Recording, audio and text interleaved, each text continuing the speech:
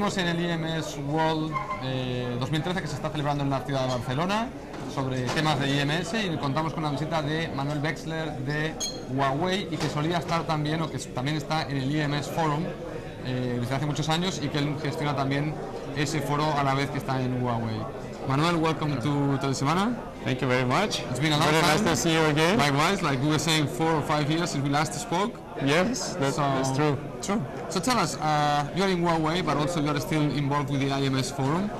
Why don't we start very quickly with the IMS Forum? You tell us what's going on with the forum, and then we can start with what Huawei is doing with IMS. Absolutely. So the forum is going through the same transformation you see here.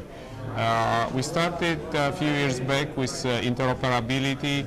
We had 8 interoperability events. The Plug Fest.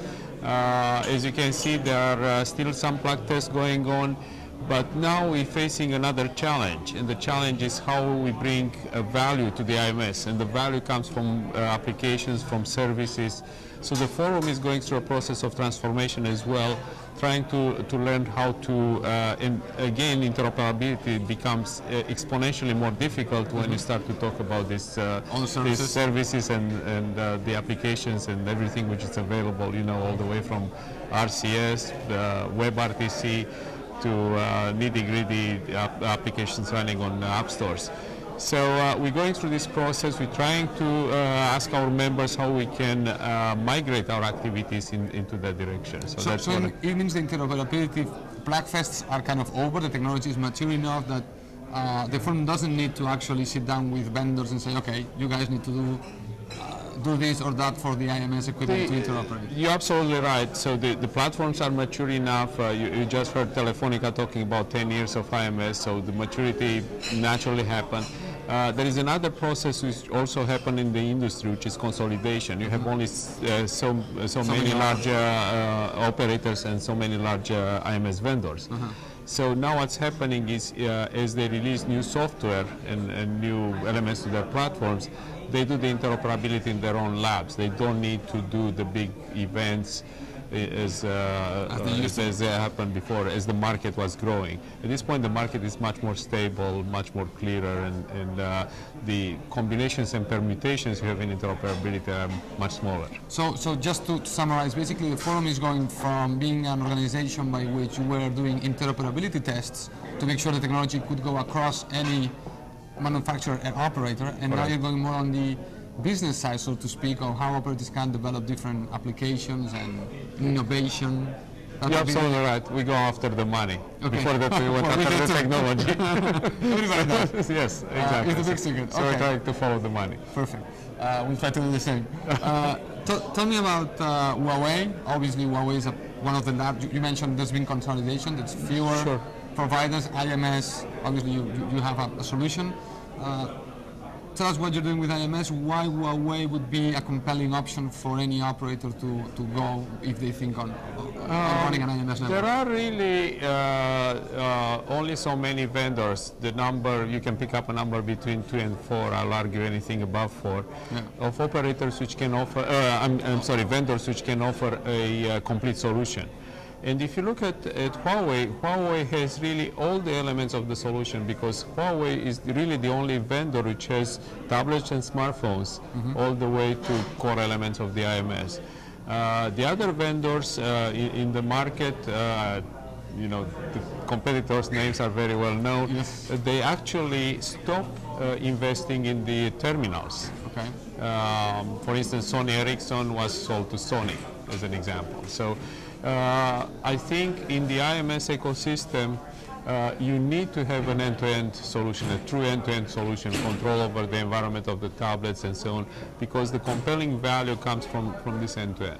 Okay. So that's what I think IMS is in Huawei today. Okay. Now, also one thing that I remember discussing with you many years ago was about the hype that we saw on IMS. Like everybody was talking about IMS here, IMS there. It was going to be like, you know, a miracle solution for operators to launch new services, but it has taken a while.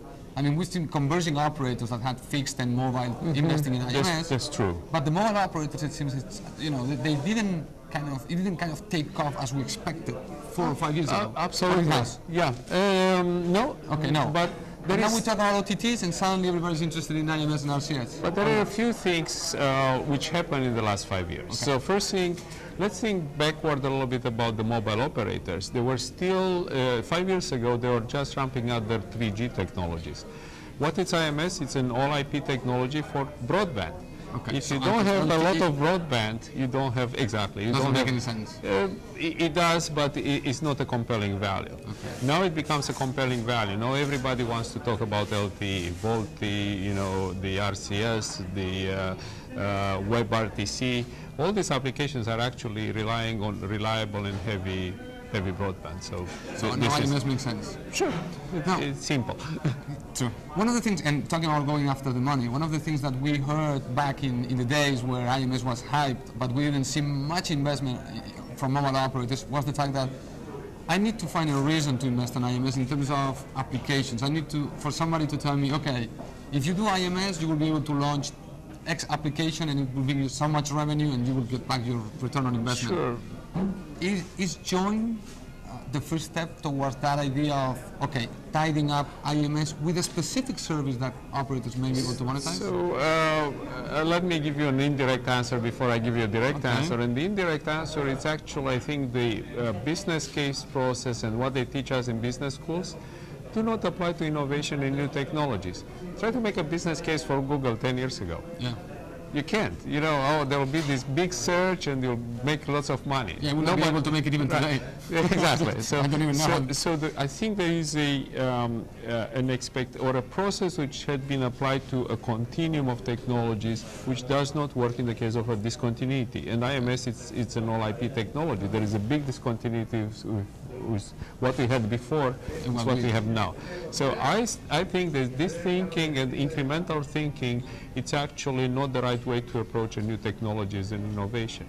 Okay. Now the direct answer is, I don't think that one single case, and many of the operators which are here will justify IMS, will not be join or not be WebRTC but what justifies it's actually the platform. So if you see Roger's presentation today, if you've seen yesterday the presentation from O2, they are talking about moving to IP and then discovering and incrementally building the applications and the services, because IMS, it's an architecture, it's a platform, it's not a business case or a money machine in itself, right? Okay, then probably myself, I had the notion a little bit distorted, because as I said, it seemed to me like 4 or 5 years ago that if you couldn't be able to tell an operator how to monetize IMS, that the operator would just turn its back on IMS. Yes.